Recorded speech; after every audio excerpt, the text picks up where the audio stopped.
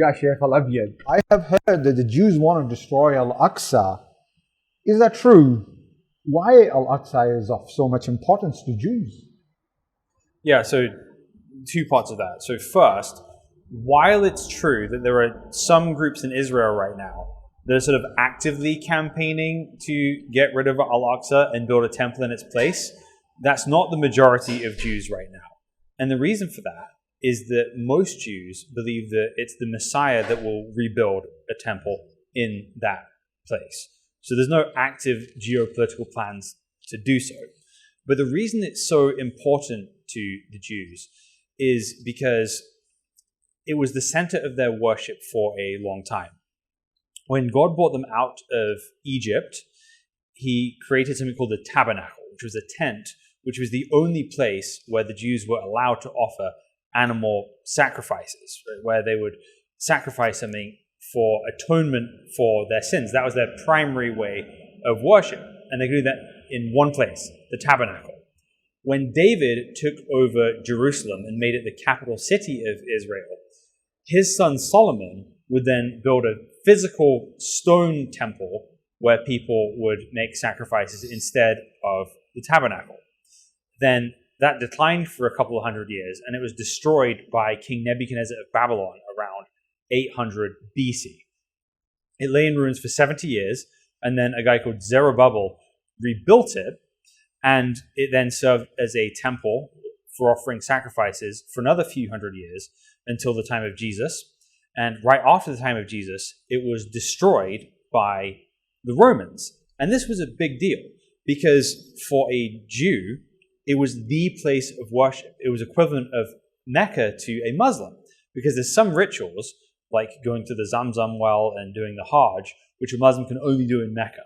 The same was true for the temple in Jerusalem for the Jews. So losing it was a big deal. After the Romans destroyed it, it was in ruins for hundreds of years until the Muslims took over Jerusalem under Omar. And it was Omar himself who cleared the rubble from the site where the temple used to stand, and that's when he built Masjid al-Aqsa. Oh, wait on a second. Are you saying Al-Aqsa was built after Umar conquered Palestine? Then what about Isra al-Miraj, where Muhammad traveled from Masjid al-Haram to Masjid al-Aqsa? Yeah, so that's a really interesting question, because in the Qur'an it says that Muhammad was taken on a journey from Masjid al-Haram to Masjid al-Aqsa. And the Qur'an itself at no point states that Masjid al-Aqsa is in Jerusalem. That's a later interpretation of scholars, because in Arabic, Masjid al-Aqsa literally means the farthest mosque, right? Yeah, agree. So there is some debate around that in some parts of the internet and through some parts of Islamic history. But really, the idea of this really starts to formulate once we get to the Hadith. So Sahih al-Bukhari describes this Isra and Miraj, this sort of night journey, in much more detail. And it describes Bayt al-Maqdis, which means literally like the holy house.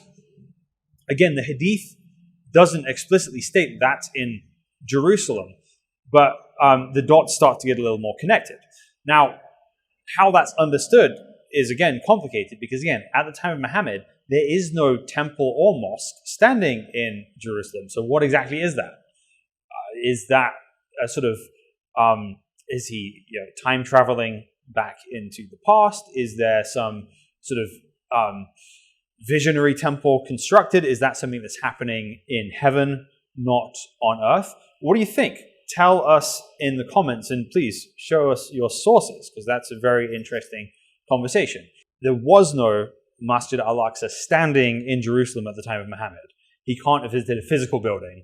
What he did visit, that's something that Muslims will have to decide for themselves. Okay, now the question is, as a Christian, is Masjid al-Aqsa or the temple is of any importance? No, it's not important to us. And the reason for that is we believe that Jesus was the final sacrifice that was needed to atone for sin, like taking the place of the old Jewish sacrificial system. And if there's no sacrificial system, there's now no need for a temple. In fact, Jesus himself said, speaking about his own body, "Destroy this temple and I will rebuild it again in 3 days." At one point, Jesus is talking to a Samaritan woman, and they worship God in a different place. And she asked him, "Should we worship God on this mountain, or should we worship like you in Jerusalem, like the Jews worship?" And Jesus says, "The day is coming and is now here, when neither on this mountain or that mountain will God be worshipped, but people will worship God in spirit and in truth, for God is seeking such people." So after Jesus came, what we believe is the physical location in which we worship God no longer matters. We can pray to God in any direction from anywhere in the world, and everything is acceptable to God because everything on the earth belongs to God, and we all belong to God, and He is near us all the time. Thanks for watching. If you have more questions, why not check out the other videos in this series? If we haven't answered your question yet, you can submit it to almeida.org/ask. We aim to answer one question every week. Like and subscribe for more content.